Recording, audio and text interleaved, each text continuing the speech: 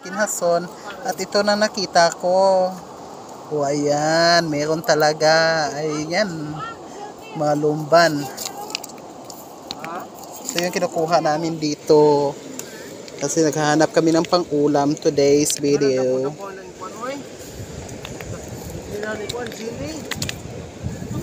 Nasa mga bato-bato lang. Ayan.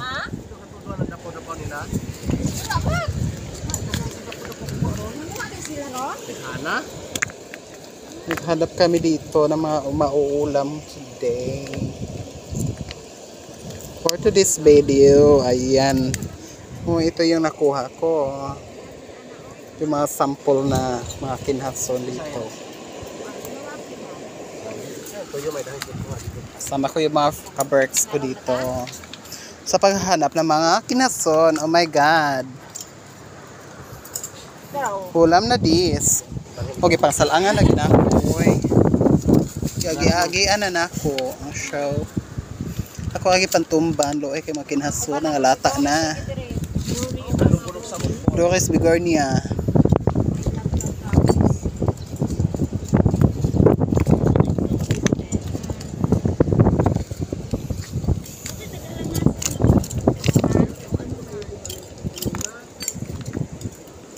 Dito lang sa mga bato-bato yung mga kinhason. Naghahanap kami dito.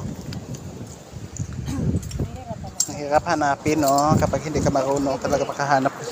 Kasi makukuha mo dito ay umang kapag wala kang alam.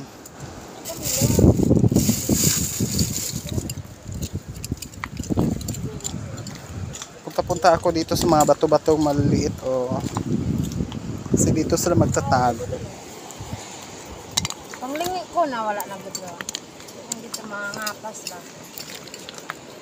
Ito na nga, pan-jackpot ako dito. May nakita ako. Ayan. Ayan. Nakuha ako. Meron talaga maulam. Ayan. Nasa mga balas-balas lang, no? Oh my God. Nakuha na naman ako. Isa-isa lang. Kasi dadami lang ito mamaya.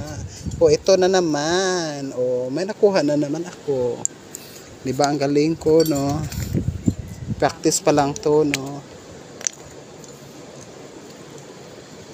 Ito pa, nasa bato. Ayan. May pang-ulam na. Sabaw pa lamang. Ulam na.